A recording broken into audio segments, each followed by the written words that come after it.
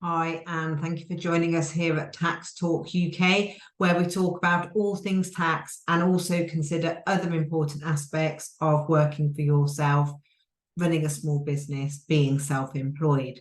So today I'm going to talk about managing a price increase in your business. And before I talk about that, if I could please ask you to take a moment to subscribe to our YouTube channel. That way you'll easily be able to refer back to this information if you should need to, as well as being able to find other information that we have available on a whole host of topics, all aimed at supporting you in your self-employment. So on then to price increases. So it can be awkward sometimes. It can be uncomfortable when we need to increase our prices, but of course the priority is that our business remains profitable, because without that, if we're not able to earn a living from our business or our self-employment, then of course it defeats the object of what you're trying to achieve. So there will come times where you will need to increase your prices. And we've been asked to talk a little bit about how to manage this with your customers or your clients. So the first thing is to decide how much you need to increase your prices or your new pricing structure, depending obviously on what your product is or whether it's a service that you offer will influence that. So firstly, decide what your new price will be, and have some clear reasons of why you need to be able to increase your prices, so that you can justify that. So you don't have to go into specific detail with your customer or your client of this exact thing has gone up by this exact amount.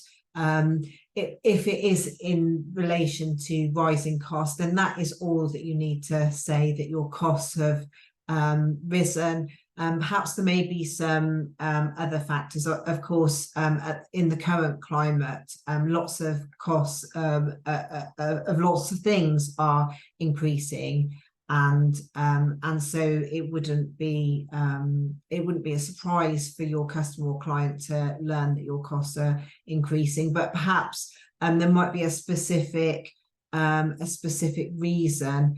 Perhaps you've joined a professional body, and that's increased your costs, or perhaps you've increased your experience or passed some new qualifications, or something like that.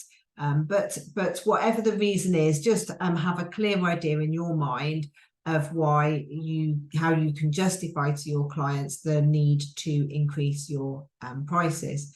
So the next thing to say is that to let your clients or your customers know in a personal manner. Now, how personal approach you take will depend on your business and how many customers or clients that you've got. So, for example, if you sell products and lots of them, perhaps you have a small shop, then it's not practical for you to write to every single client. If you only had a handful of clients, perhaps you offer some sort of service, then that would be easier then and more practical to write to every single client. So of course, if you have lots of customers and it's not practical, still you want to make it as personal as you can. So perhaps you have an email distribution list, perhaps you have social media.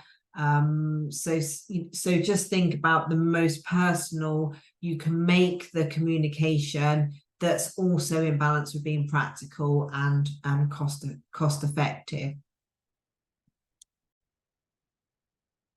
So the final thing that I wanted to mention was to make sure that you communicate your price increase in advance.